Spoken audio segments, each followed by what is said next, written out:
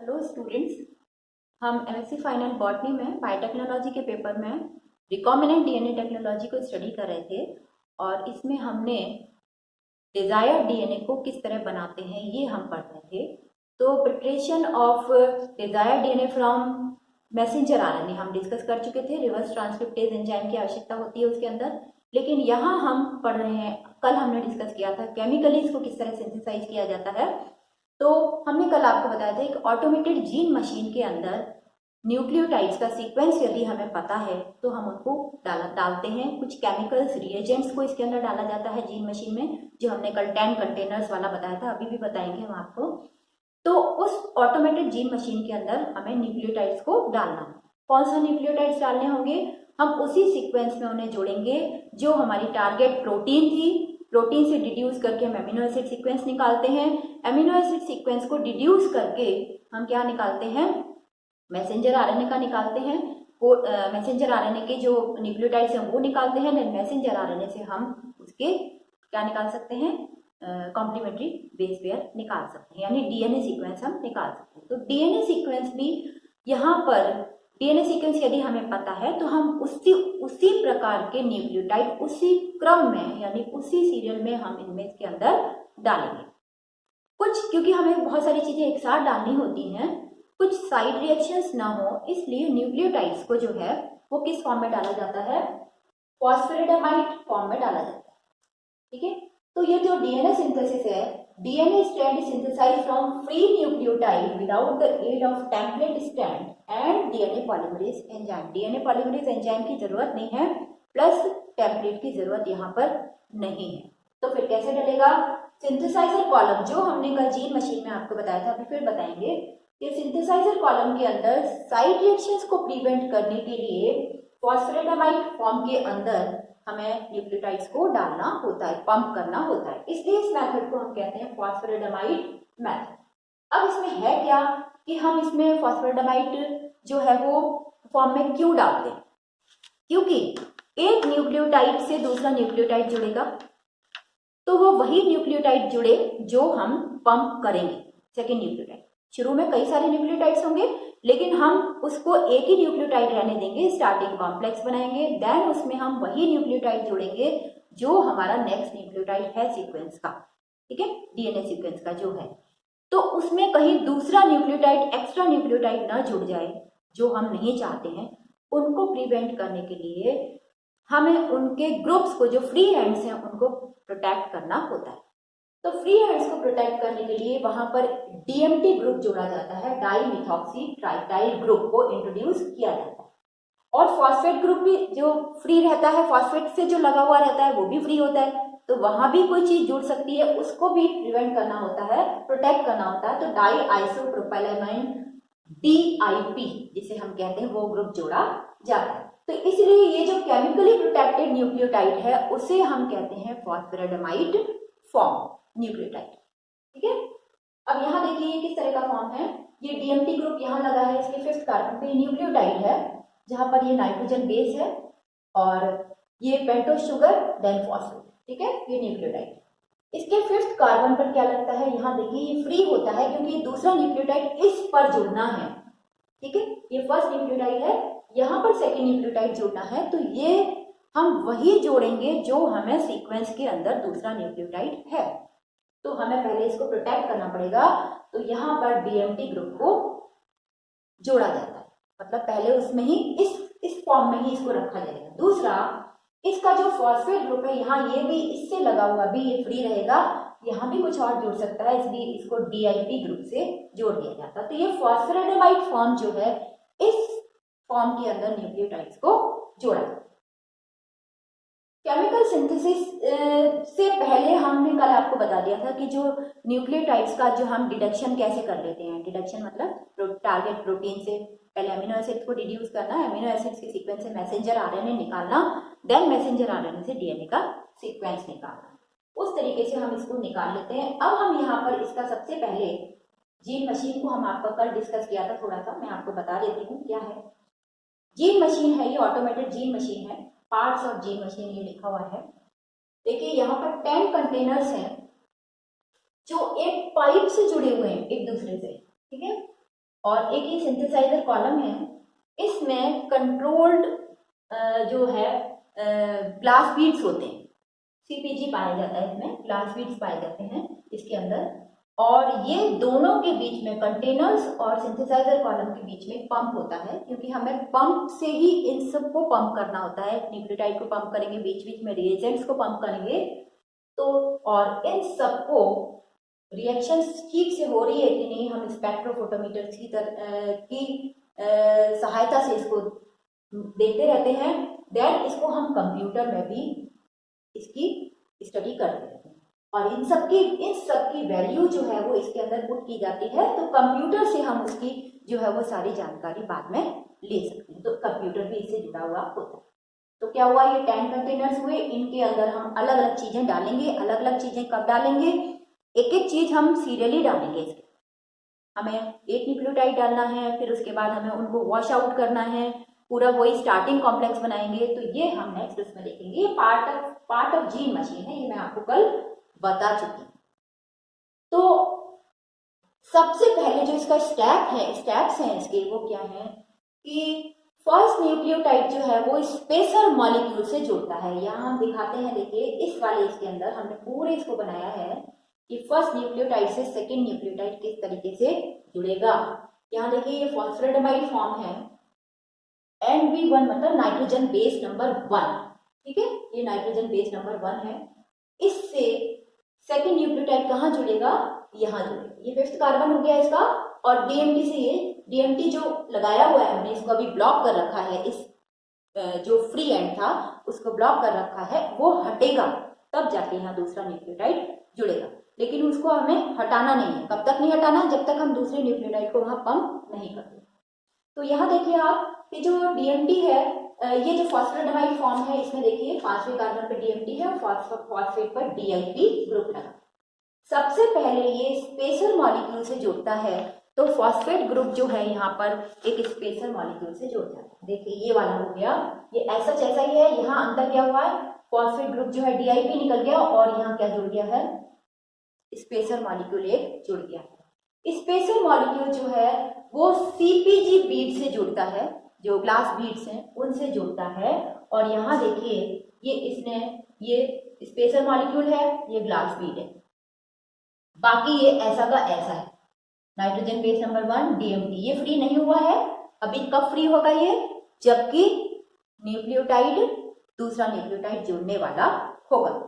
तो हमें यहाँ पर क्या बनाना है, ये एक स्टार्टिंग कॉम्प्लेक्स बनाना है। ये एक स्टार्टिंग कॉम्प्लेक्स है, ये वाला। इसको हम DMT जो है हटा के यहाँ से, तब दूसरा न्यूक्लियोटाइड इससे जुड़ेगा। तो जो इसका फर्स्ट स्टेप है उसमें क्या हुआ, सबसे पहले फॉस्फेटामाइड से स्पेसर जुड़ता है, स्पेसर मॉलिक्यूल से लिंक होता है, और स्पेसर मॉलिक्यूल यहाँ लिंक हो जाता है। देन स्पेसर मॉलिक्यूल जो है वो CPG बीड से जुड़ता है, और CPG बीड यहाँ लग गया, और ये एक स्टार्टिंग कॉम्प्लेक्स की तरह काम करता है। लेकिन यहाँ पर सिंथेसाइजर कॉलम में और भी बहुत सारी चीजें हम पहले ही एक साथ डाल चुके हैं, पंप करना बाकी रहता है। तो अनरिएक्टेड न्यूक्लियोटाइड्स, क्योंकि हमने न्यूक्लियोटाइड्स इसके अंदर एक साथ ही डाले हैं, तो अनरिएक्टेड न्यूक्लियोटाइड्स को हमें पहले वॉश आउट करना होता है। वो वॉश आउट कैसे करते हैं, वॉश आउट यहाँ किस तरीके से करते हैं, यहाँ हम washing with nitrite and TCA treatment देते हैं। एसीटोनाइट्राइट डालते हैं।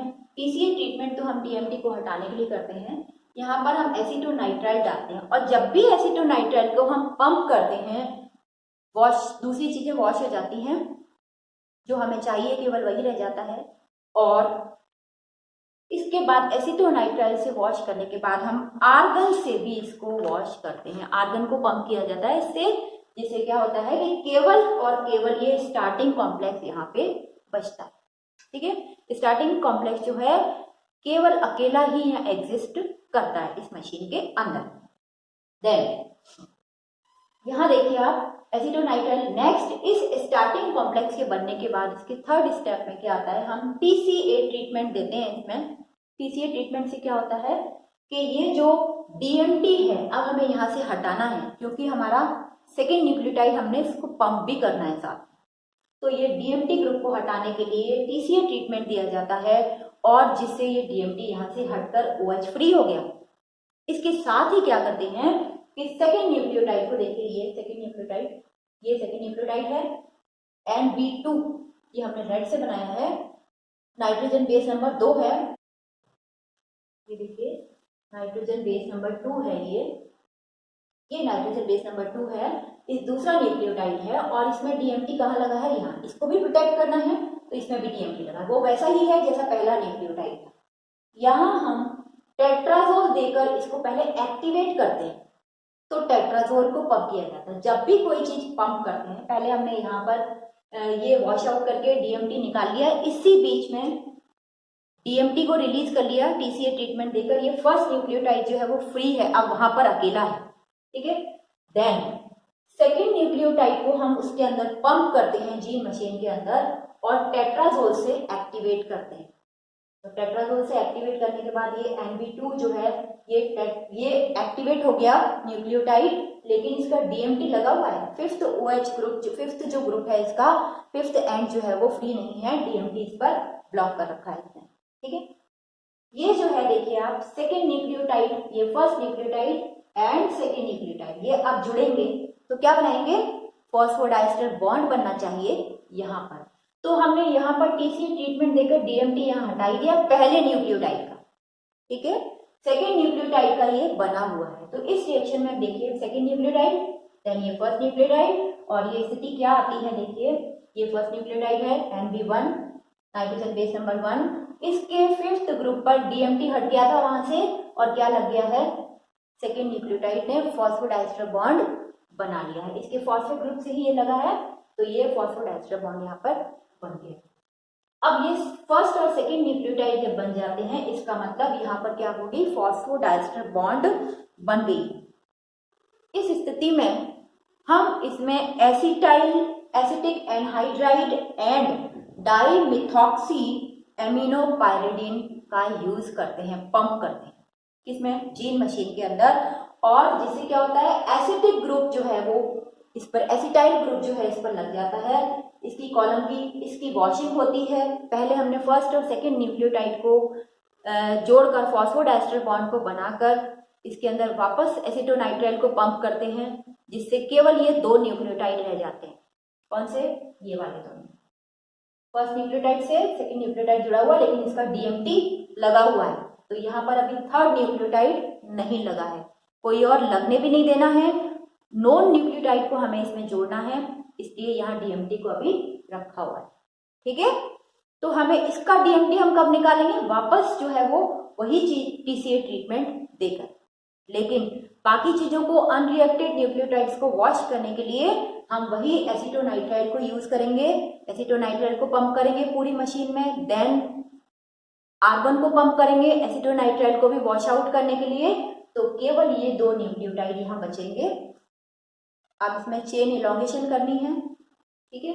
चेन इलॉन्गेशन कैसे करनी है, इस जगह पर हम इनको स्ट्रेंथ देने के लिए दोनों न्यूक्लियोटाइड्स के जो फॉस्फोडाइस्टर बॉन्ड है उनको स्ट्रेंथ देने के लिए भी हमें कुछ काम करना पड़ेगा जिससे वो न टूटें, ठीक है। तो उस बीच फिर इनकी वॉशिंग की जाती है और एसिटिक एनहाइड्राइड और डाइमिथॉक्सी एमिनोपाइरिडीन को पंप किया जाता है। ये हमने कल जीन मशीन में आपको सारी चीजें बताई थी। 10 कंटेनर्स में से 6 कंटेनर्स में ऐसी चीजें थी, एसिटोनाइट्राइल, आर्गन, इधर सबसे पहले टेट्राजोल था, TCA था, एसिटिक एनहाइड्राइड, डाइमिथॉक्सीपाइरिडीन था। तो ये कंटेनर्स पे हमने लिखा था, अभी मैं फिर बता दूंगी। देखिए ये कंटेनर पर ये हमने यहाँ लिख रखा है आयोडीन मिक्सचर किसका, ये हमने क्यों लिखा है यहाँ पर कि इन कंटेनर्स में हम ये पंप करते हैं, तो पूरे मतलब एक एक चीज जो है वो एक एक टाइम पे पंप की जाती है इनके बीच में। तो सिंथेसाइज ये यहाँ भरे हुए हैं, इनमें से यहाँ पंप की जाती है। सिंथेसाइजर कॉलम के अंदर ये काम हो रहा है, किसमें न्यूक्लियोटाइड्स इसके अंदर भेजे जा रहे हैं, तो सिंथेसाइजर कॉलम में भेजे जा रहे हैं ये सारी चीजें। तो एक एक करके जब उनको निकालना होता है, वॉश करना होता है, तो हम जहां जब जरूरत होती है एसिटोनाइट्राइल जब यूज करते हैं तो वॉश करने के लिए, अनरिएक्टेड चीजों को वॉश करने के लिए, देन उसमें आर्गन को पंप किया जाता है तो वो सारा साफ हो जाता है, जो हमें चाहिए बस वही रह जाता है। देन हम टेट्राजोल को कब यूज करते हैं, टेट्राजोल को हम एक्टिवेट करने के लिए, सेकेंड न्यूक्लियोटाइड को एक्टिवेट करने के लिए करते हैं, फिर हमें उसको वॉश आउट करना पड़ता है। जब सेकेंड न्यूक्लियोटाइड जुड़ जाता है तो वापस एसीटोनाइट्राइल देन आर्गन को डालना पड़ता है। जब उनमें दो न्यूक्लियोटाइड जुड़ जाते हैं, मतलब बन जाते हैं, तब हमें इसमें से एसिटिक एनहाइड्राइड डाइमिथॉक्सीपाइरिडीन एमिनोपाइरिडीन का यूज करना होता है, पंप करना होता है सिंथेसाइजर कॉलम के अंदर, और जिससे वो क्या होता है, एसिटाइल ग्रुप जो है वो सी की कैपिंग हो जाती है, एसिटाइल ग्रुप वहां लग जाता है और फर्दर रिएक्शन से वो बच जाते हैं। यानी तीसरा न्यूक्लियोटाइड अब यहाँ पे अभी फिलहाल नहीं जुड़ेगा जब तक हम तीसरा न्यूक्लियोटाइड वहां जीन मशीन में नहीं डालेंगे। तो कैपिंग हो जाती है इनकी यहाँ पर।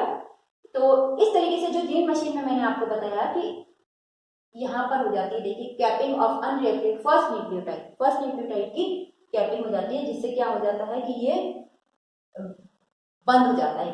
तो ये फर्स्ट और सेकंड न्यूक्लियोटाइड है। इसी तरीके से फिर इसके बाद आयोडीन मिक्सचर डाला जाता है, आयोडीन मिक्सचर को पंप किया जाता है, जिससे ये डायस्टर बॉन्ड जो है, फॉस्फोडायस्टर बॉन्ड जो है वो क्या हो जाए, स्ट्रेंथ हो जाए। स्ट्रेंथनिंग के लिए इसको यूज किया जाता है, पंप किया जाता है, और इसके साथ ही आयोडीन मिक्सचर के साथ में इसका ऑक्सीडेशन भी यहाँ पर हो जाता है।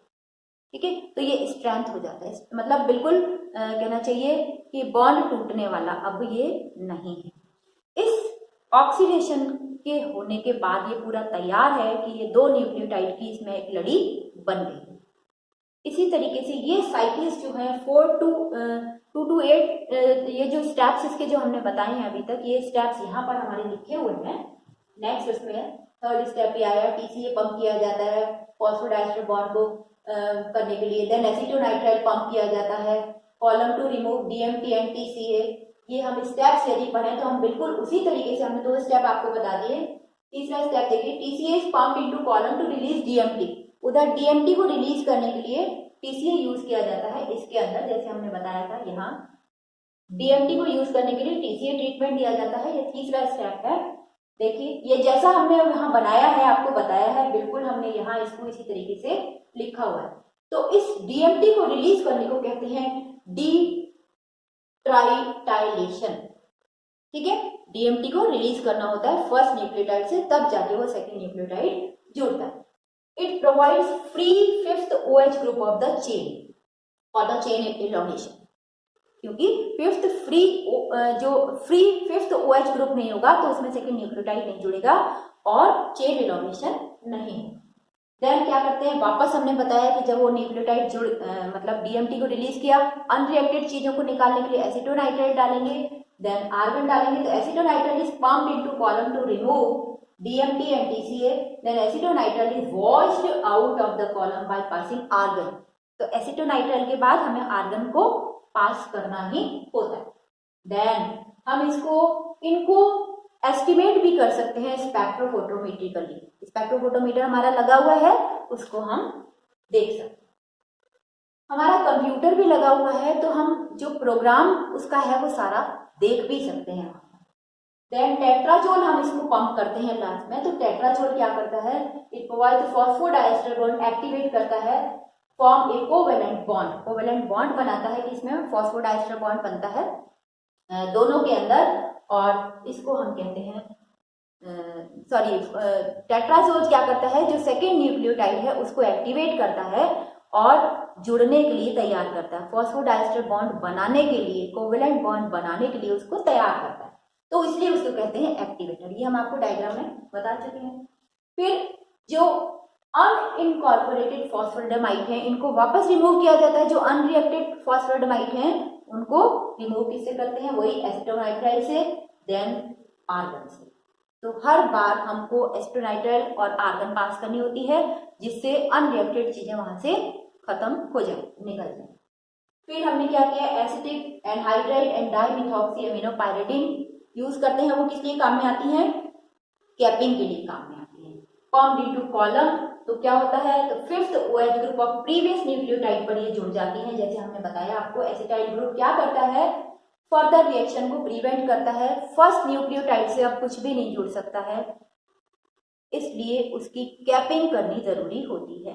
तो कैपिंग कर देते हैं उसको, मिथॉक्सी जो मिथाइल ग्रुप है वो उसका लग जाता है। देन लास्ट में हम आयोडीन मिक्सचर यूज करते हैं, is pumped into synthesizer column for strengthening the phosphodiester bond. ये हमने आपको बताया है कि फॉस्फोडाइस्टर बॉन्ड को स्ट्रेंथ करने के लिए, उसको बिल्कुल टूटे ना, इसके लिए हम आयोडीन मिक्सचर को वापस डालते हैं, उसमें पंप करते हैं सिंथेसाइजर कॉलम में। इसको हम ऑक्सीडेशन भी कहते हैं, क्योंकि दो न्यूक्लियोटाइड्स के बीच में इस वक्त ऑक्सीडेशन हो जाता है, जैसे हमने यहाँ आपको बताया था। देखिए इस वाले डायग्राम में यहाँ पर P पर O भी लग गया है, ठीक है। तो यहाँ पर इनको फॉस्फोडाइस्टर बॉन्ड में क्या हो गया है, O भी लग गया है। तो ऑक्सीजन, और ये सॉरी फर्स्ट न्यूक्लियोटाइड में यहाँ पर देखिए ऑक्सीजन लग गया, इस वाले में नहीं, ये तो फॉस्फोडाइस्टर, इसके अंदर फर्स्ट न्यूक्लियोटाइड के अंदर ऑक्सीडेशन हो गया है, तो यहाँ भी अब कोई दूसरी चीज नहीं लग सकती। इस तरीके से ये साइकिल जब दो न्यूक्लियोटाइड जुड़ जाता है तो इसमें कई सारी साइकिल्स इसी तरीके से रिपीट की जाए, दूसरे के बाद जो तीसरा न्यूक्लियोटाइड उस सीक्वेंस में आ रहा है वही हमें पंप करना होगा, फिर उसको इसी तरीके से इस साइकिल में डालना होगा, इसी साइकिल में चलेगा, फिर तीसरा जुड़ जाएगा तो चौथा हमें फॉस्फोडाइमाइड इसी क्रम में जोड़ना पड़ेगा। तो इस तरीके से n साइकिल से ये क्या बन जाएगा, सिंगल स्ट्रैंडेड डीएनए फॉर्म हो जाएगा, ठीक है। ये सिंगल स्ट्रैंडेड डीएनए फॉर्म हो जाएगा। तो इस तरीके से जब सिंगल स्ट्रैंडेड डीएनए फॉर्म होएगा तो हमें इसके बाद डबल स्ट्रैंडेड डीएनए को भी हम बना सकते हैं। तो ये पूरी प्रक्रिया हमने इसमें पढ़ ली है कि हम किस तरीके से इसको, फाइनल डीएनए जो सोल्यूशन है उसके अंदर क्या क्या होता है, सिंगल स्ट्रैंडेड डीएनए का मिक्सचर होता है।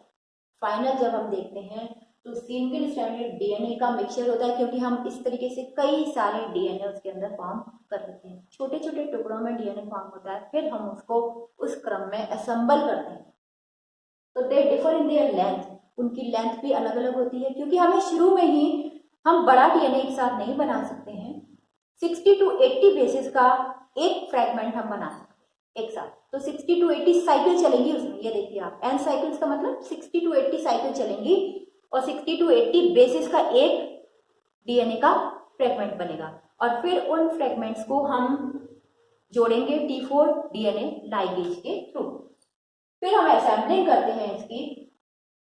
यहाँ देखिए full length DNA strands are separated from others by electrophoresis. ये हमारे जो डिफरेंट जो डीएनए के स्ट्रैंड्स बने हैं छोटे छोटे, उनको हम बाद में जोड़ते हैं। पहले हम उनको इलेक्ट्रोफोरेसिस से अलग कर लेते हैं, देन उनको हम असेंबल करते हैं, assembling the duplex desired DNA.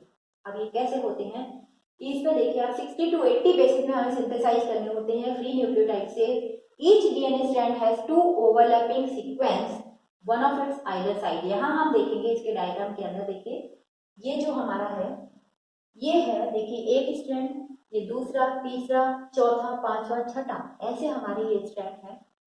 अब हम इनको सॉरी 1 2 3 ये हमारे स्ट्रैंड्स हैं, इनको हमें कैसे जोड़ना है। केमिकली सिंथेसाइज ऑलिगोन्यूक्लियोटाइड्स हैं, इनकी हम एनिलिंग करते हैं। कैसे एनिलिंग करेंगे, ये यहाँ पर OH और फॉस्फेट, इनके बीच में निक्स बन जाती है। यही हमने कहा ओवरलैपिंग होती है, ओवरलैपिंग सीक्वेंस होते हैं जो, उनसे यहाँ पर निक्स बनी हुई होती हैं और इनसे T4 डीएनए लाइगेज से ये जो है ना वो जुड़ जाते हैं। पहले एनिलिंग करते हैं, इनको एक साथ लगाते हैं, एनिलिंग मतलब जोड़ना, और फिर इनको जोड़ना नहीं मतलब साथ साथ लगाया जाता है। फिर उनके बीच में, क्योंकि अलग अलग फ्रेगमेंट्स है तो उनके बीच में क्या रह जाएगा, निक्स रह जाएंगी। निक्स मतलब उनके बीच में थोड़ा थोड़ा गैप रह जाएगा, उनको भी सील करना होगा T4 डीएनए लाइगेज के थ्रू। तो ये T4 डीएनए लाइगेज से हम डीएनए डबल स्ट्रैंडेड डीएनए बना लेते हैं। नेक्स्ट हम इसके पढ़ रहे हैं यूजेस, हम ये डिजायर्ड डीएनए को क्यों बना रहे हैं, केमिकल सिंथेसाइज क्यों कर रहे हैं। आपने पढ़ा है कि जो डीएनए फिंगरप्रिंटिंग में जो प्रोब बनते हैं, प्रोब यूज किए जाते हैं हाइब्रिडाइजेशन के लिए। यदि वो प्रोब का हमें सीक्वेंस पता है तो हम उसका प्रोब बनाएंगे, जो है वो हाइब्रिडाइजेशन में काम में लेंगे, ठीक है, वहां हम यूज करते हैं। तो पहला देखिए, to assemble desired DNA from gene for gene manipulation, ये तो है ही। जीन मैनिपुलेशन के लिए हम डिजायर्ड डीएनए हम क्यों बना रहे हैं, क्योंकि हमें टारगेट प्रोटीन पता है और उस प्रोटीन से हम क्या निकाल रहे हैं, डिड्यूस करके अमीनो एसिड, अमीनो एसिड से हम मैसेंजर आरएनए का सीक्वेंस, देन मैसेंजर आरएनए से हम डीएनए का सीक्वेंस निकाल रहे हैं। तो वो जीन है जो हमारा डिजायर्ड डीएनए है, वो जीन मैनिपुलेशन के लिए हमें काम में लेना है, इसलिए हम रिकॉम्बिनेंट डीएनए टेक्नोलॉजी में काम में लेना है। अच्छा जीन, इच्छित जीन जो है हमारा, उसको हम बनाना, ठीक है।